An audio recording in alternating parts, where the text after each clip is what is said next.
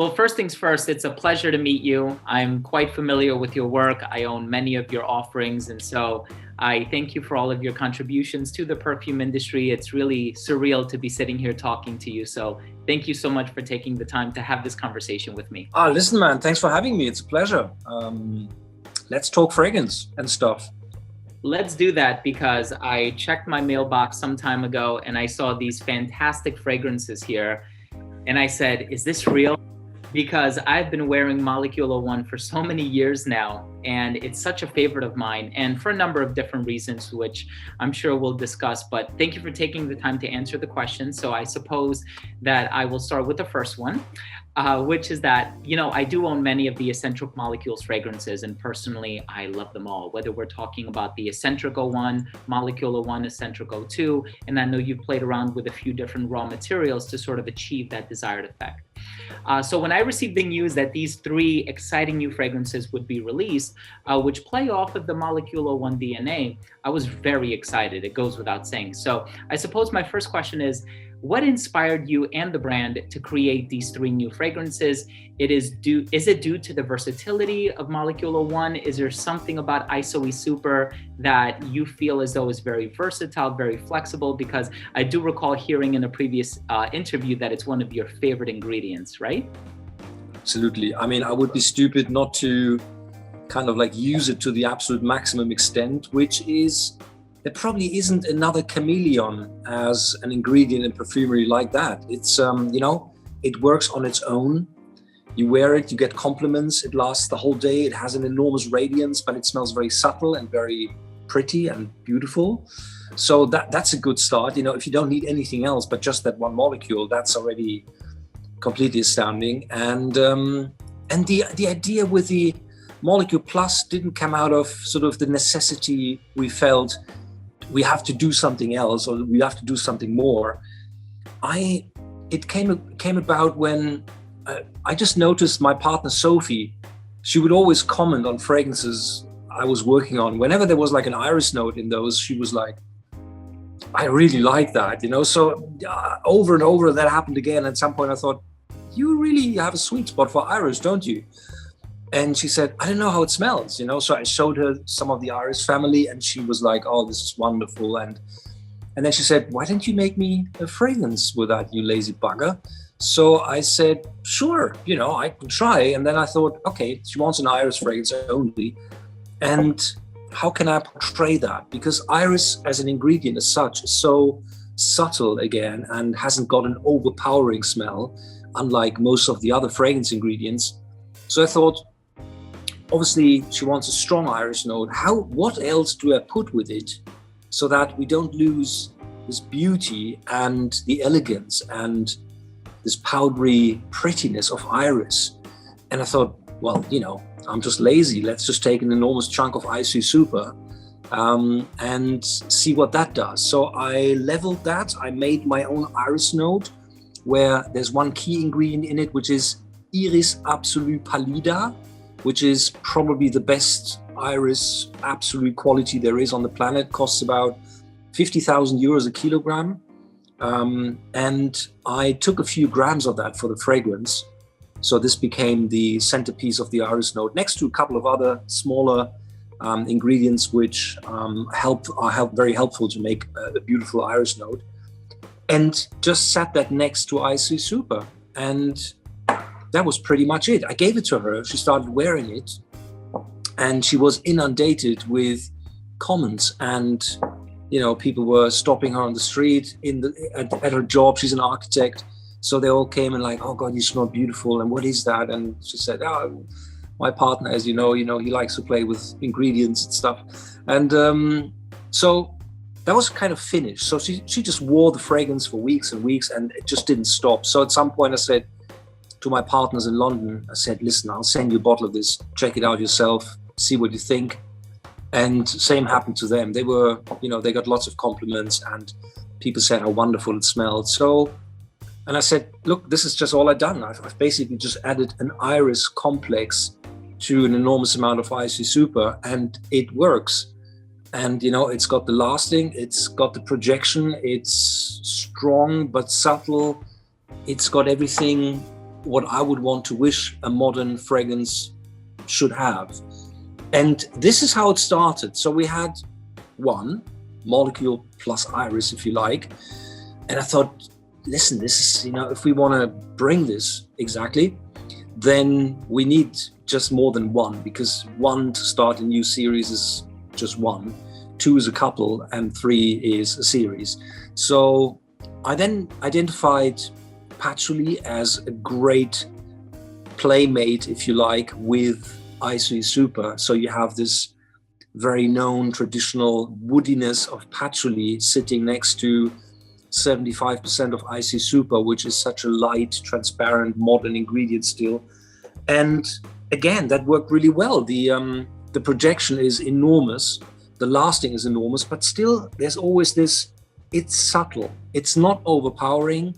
It's subtle, that, that doesn't go on your balls when you smell that, or when somebody would wear that. It's a really fascinating, light, transparent, but noticeably pleasant accord.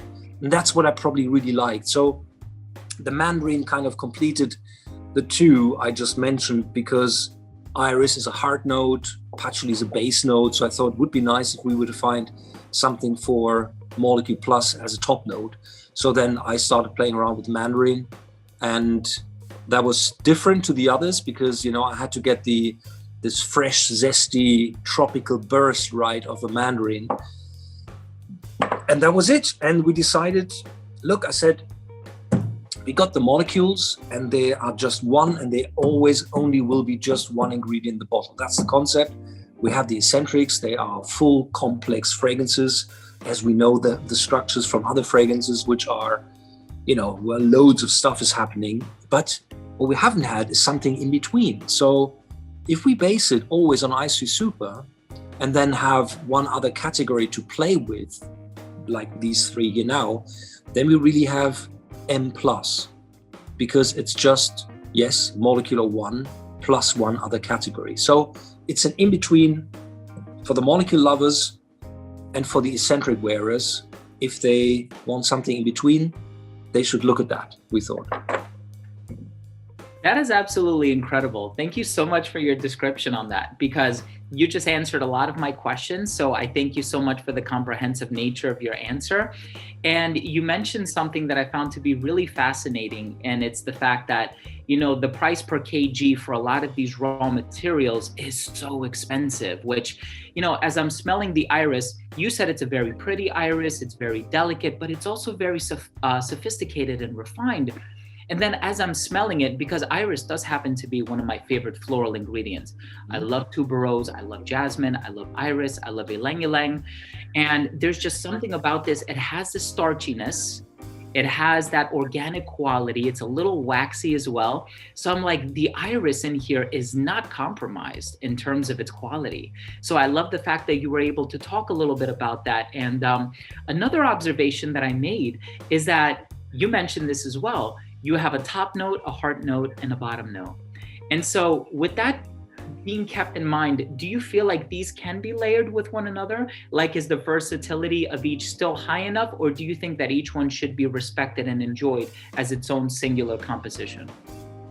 I would probably always say that each one of our products should be seen singular and should be worn ideally just on its own. But then, hey, who am I to say, oh, you shouldn't be layering it? I mean, this has been happening for years, and people use, some of them use their favorite fragrance they've always been wearing for decades, and then they layer molecular one on top, and it makes them feel even better.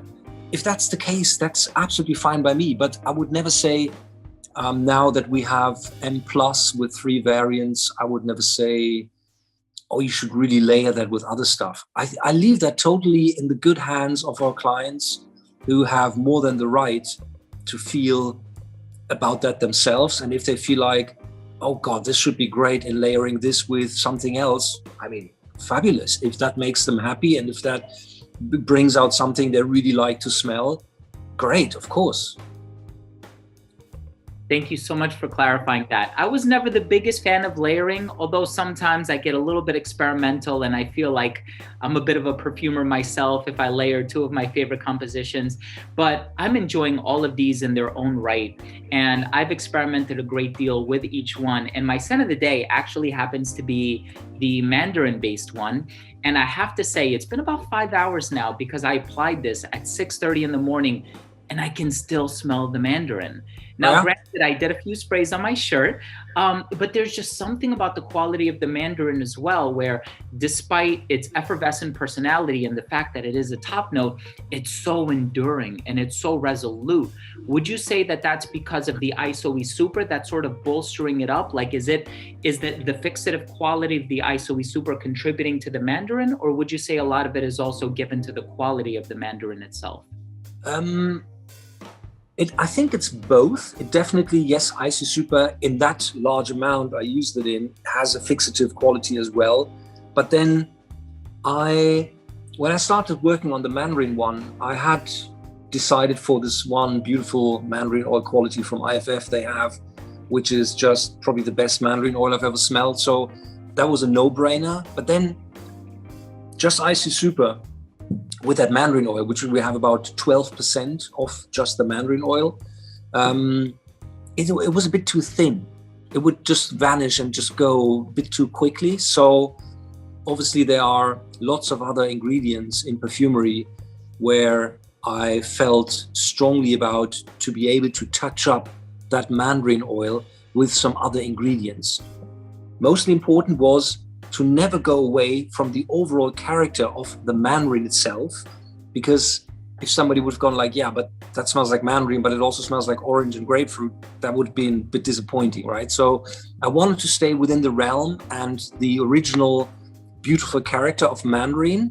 So I sometimes just added tiny bits of ingredients which you can also find in Mandarin or other citrus fruits, which prolong the character into the heart and even sometimes a little bit into the dry down, to make the Mandarin, which yes is only a top note, to make it a bit richer and a bit more long lasting. So obviously it doesn't last as long, the Mandarin note, as the Patchouli lasts, or even the Iris I think would last longer. But yeah, so the Mandarin also is by far the longest formula of the three, funnily enough.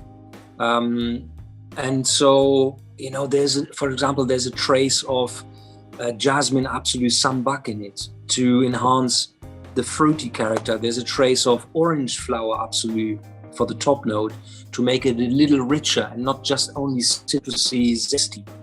I've even added a special lemon oil quality to that, just a little bit, to give out more of the sheer zesty citrus character, but only always enough so I would not lose the overall Mandarin character.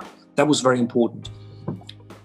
Yeah, if I may say, these are fragrances where you can blind somebody and you can really put them to a smell test and say, you know, with the exception of the ISOE Super, because perhaps the layman is not familiar with ISOE Super, with the exception of that, what ingredient are you smelling in here? And I'm sure like this, they'll be able to identify, oh, this is some kind of an orange, right? Is it Mandarin? Is it tangerine?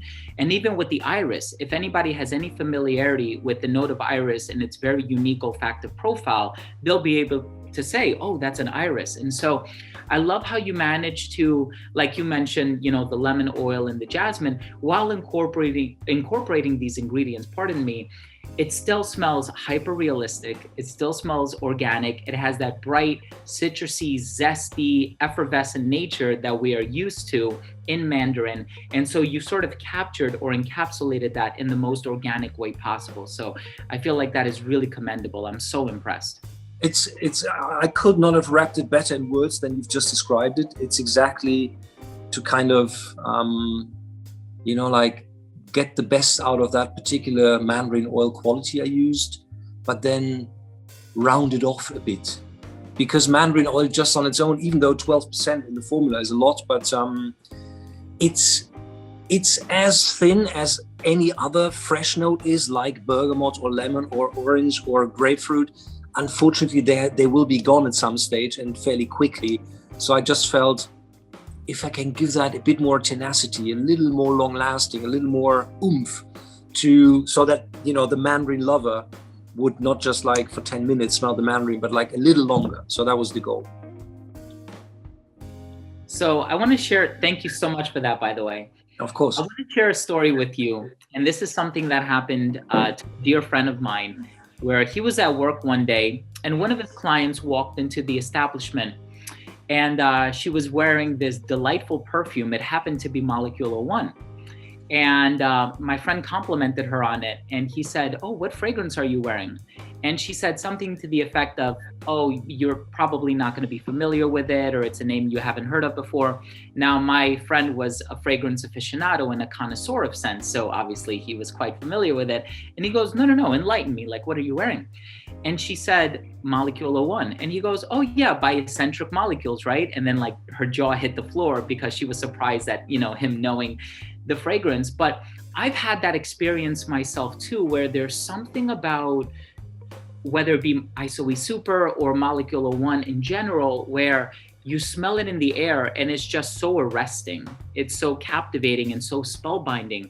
And I know that Molecule 01 is also being worn by a few celebrities who have gone public and said this is their signature scent, which is really, really cool. And I'm glad that it's achieving that status, if you will. So what is it about ISOE Super that kind of has that magnetic / pheromone-like effect? And additionally, if you wouldn't mind enlightening us and educating us, how would you describe the smell of ISOE Super? Because some people have said vetiver-like, some people have said cedarwood-like, some people have said musky. So in your expert and professional opinion or expertise, how would you describe it? Definitely, of course, it's woody. I would say if I were to choose a natural woody note, I find it sitting next to, it's definitely rather cedar wood than any of the other woods. The magic about it is, I mean, I have to go back to why this whole thing originally actually really hit me and still sort of hasn't, you know, didn't leave me alone. That goes back to 1990. I had just joined Hamel & Reimer, which these days they're called Symrise.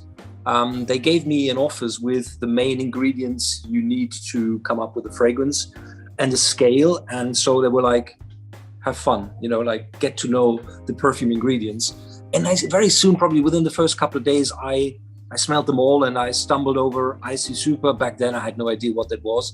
And I remember smelling this for the first time and thinking, Jesus, what is that? That was just, I mean, I guess it had already an olfactoric, beautiful smell, but something else was happening. It was vibrant. There was something unusual. There was something human about it almost.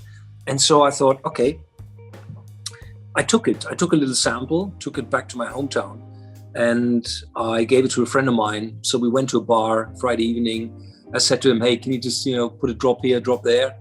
And he was like, yeah, sure. You know, so we went inside, stood around like idiots, had a glass of beer in our hands probably, and just did nothing. And it didn't take 10 minutes for this woman. She went to the toilet, came back, and she just stood still in front of us and said, who smells so nice here? And Michael, this friend of mine, was like, it's me, but you have to talk to him. So I spoke to her, and a similar thing came out. She liked Fahrenheit and Trésor by Lancôme. And both, even back then, had a big chunk of ISOE Super. Fahrenheit has about 25% ISOE Super, Trésor has about 20%, but they're both completely different fragrances. You couldn't have two more different fragrances to another. And I just thought, so why does she like Fahrenheit and Trésor? This is like saying, you know, I'm vegan, but I also need meat.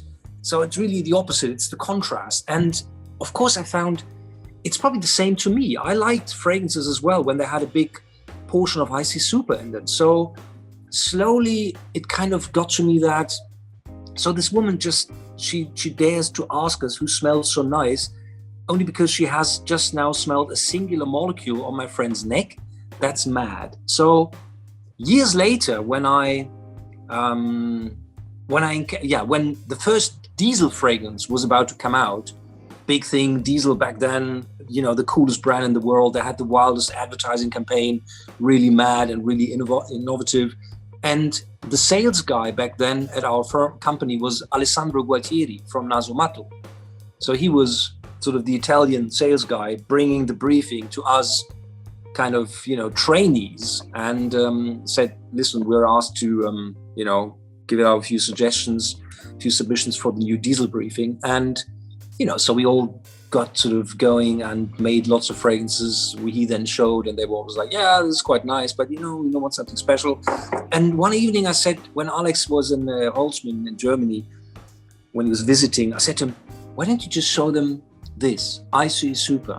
Because they're diesel, they're cool, they can, you know, they try and look for the different. And even he said to me back then, I think that's even too far-fetched for diesel. That was in 94, okay? So now nearly 30 years ago. And I was quite pissed off back then because, I mean, Alex and I, we got along back then, still today. I really value him as a character.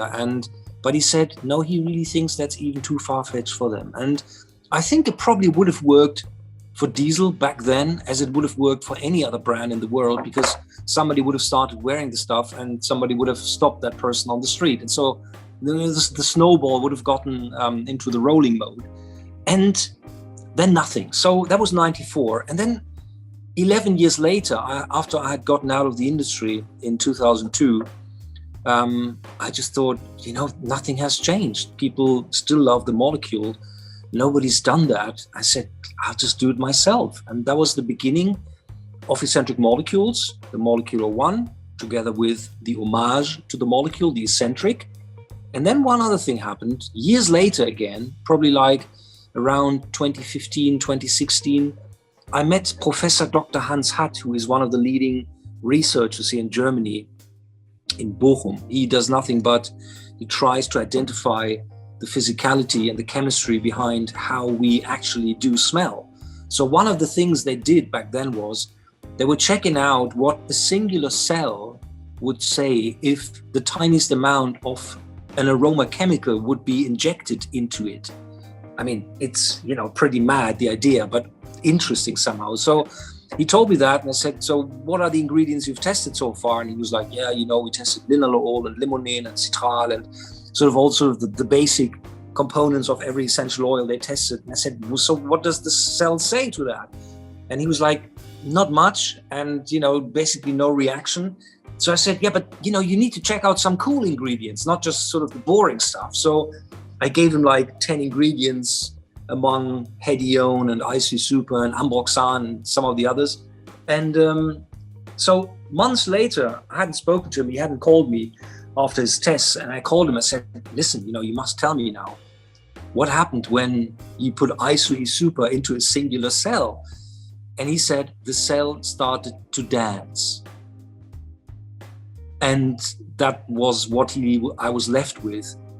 And I thought, fucking hell, you know, that's probably, I can vividly imagine that, you know, the cell sitting there being bored and then all of a sudden being inundated with IC Super into it. So that was one thing where I thought, amazing, but what can we do with that? Not much, you know? So then a couple of years later, they have various methods how they can test sort of what an aroma molecule can do to the body, to a cell, to a pheromonal cell, etc.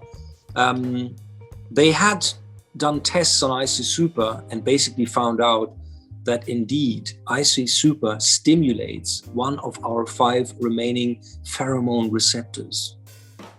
None of the other stuff does it, but IC Super does it. And I think that's probably the closest and best explanation why, yes, IC Super has got an olfactoric note. It smells very subtle and it's woody and it's warm and there's a vibrant note in it and it's cocooning and velvety and all of that. Yes, but there is obviously a biophysical phenomenon happening as well, which is, you know, you smell that on the street and you go, can I have more of that, please? And the combination of both the olfactorical as well as the pheromonal touch it has does cause the overall sensation if somebody wears that. I think that's probably the best explanation. Why is it that all of these incredible studies are always coming out of Germany? Are you in Berlin right now? Yes, I am. Yeah. Oh, wonderful. I hope. I'll show you. Have a look. Oh my goodness, what a view. Yeah, it's quite nice. It's an old house I built on top years ago for really cheap money. And these things wouldn't be possible anymore these days. But 10 years ago when we did it, Berlin was still like, you know, I found this online. It just said, you know, building permission on a roof. So I called them. It was like, can I build on your roof? And they were like, yeah, it's still here, you know. So again, very cheap, very typical Berlin. But Berlin has changed ever since. These things aren't possible even here any longer. But yes, I'm in Berlin. I'm here. This is the place where my lab is and my computer, and I work out of here. Amazing. Yeah, you mentioned the the study in, you know, smelling singular molecules and also injecting them into the cells. And I recall reading a study, which, if I'm not mistaken, also came out of Germany, and it was about hedione, and they compared it with phenyl ethyl alcohol. And as it turned out, hedione had the sex differentiated response with all of the brain scans that they did, and the hippocampus, the amygdala, so on and so forth. But there's just something about, and I have hedione fragrance oil, but there's just something about ISOE Super where it's a little bit more exciting to me. You know, I smell it and there's just something about it where there's an undertone of mystery. And I think a lot of that also has to do with the knowledge of, you know, a lot of people are kind of anosmic to it, or it's not 100% anosmia where, you know, they smell it initially and then it sort of vanishes and then it makes its re-entry in this most, you know, mysterious and enigmatic way. And so I think that that's probably one of the properties of ISOE Super, which I'm also finding in, you know, these three fragrances that I really, really enjoy, is that it has that sort of enigmatic, mysterious, enchanting effect about it. Listen, I would love to say that I have encountered other ingredients ever since who made me even only half as excited, but no, I haven't. And it probably will be difficult for the fragrance research industry to come up with even more better, different smelling ingredients. I mean, they've looked at every single corner and cooked it and filtered it and cooled it down and filtered it again to see if there is something, a new molecule possible. But I think we've come to an end with this. There's a new trend where they use microbiological sort of help of bacteria and other things, you know, similar to like you would brew a beer where you need exactly the right minute to stop the hops going in, because only then it has a mango flavor, but 5 minutes later it doesn't. So they're looking at new ways of maybe finding new aroma chemicals, but I think the classic way of finding them, as they were able mainly in the 70s, 80s and 90s to come up with new exciting chemicals, that's pretty much over.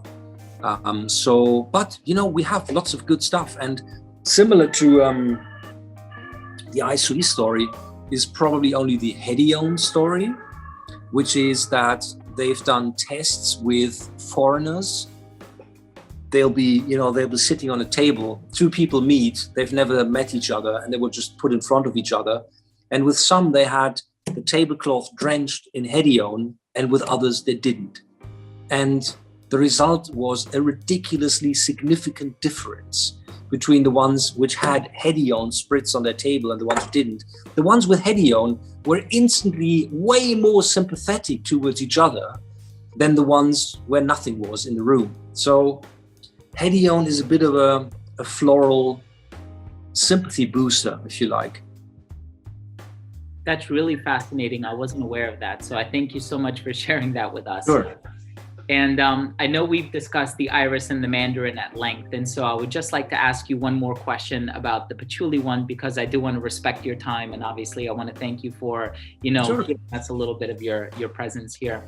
So as I'm smelling the patchouli one, I see this really interesting dichotomy, because I also have synesthesia.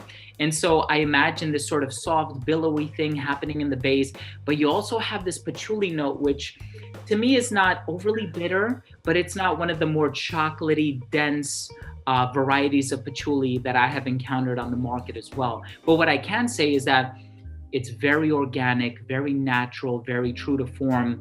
And you know 100% that it's patchouli you're smelling in here. But again, the same thing that I can say about this one, I've also said about the previous two, is that it's the perfect complement to the ISOE Super. And so could you tell us a little bit about the patchouli that's utilized in this? Absolutely, yeah. Obviously, I mean, this is always like my take on, you know, how I would do it. What you can smell is sort of what came out of me. A different perfumer would probably encounter this differently and would show a different result. But I used two patchouli qualities in here. One is called Patchouli Cœur, which is a quality available, I guess, to every large companies. It's nothing but a regular patchouli oil where the top note is cut off. It's fractionated. So this is one of the things they can do these days. They weren't able to do that 20, 25 years ago. You can fractionize essential oils and kind of take out sort of the bad stuff or what is disturbing. And with patchouli, you always have naturally a big medicinal top note consisting of borneol and camphor. And so yes, they are part of it. Yes, they come through nature. So it is part of patchouli oil. But if you cut that out, then you're only left with the beautiful patchouli note, which is what we all value about it. This warm, you know, earthy, mossy, kind of really dry, but sexy sort of, you know, smell it has. So I've taken 5% of the Patchouli Cœur quality from IFF and 2.5% of a regular patchouli oil from Indonesia, which has a top note, because I felt I can't just only put in the beautiful patchouli modern quality as we know it and have it now. I wanted a little bit of the tradition in it as well. And I also wanted it to have a little bit of the actual patchouli top note. But the larger quality is the one without the top note. And next to that, I think I've even touched that up with a little bit of myrrh, because myrrh oil has, again, another kind of moist earthiness and sort of some herbal strength, which I felt I just added a couple of grams and it kind of made it bloom and sort of made it creamier, and with that balsamic note, it really got it together in the dry down.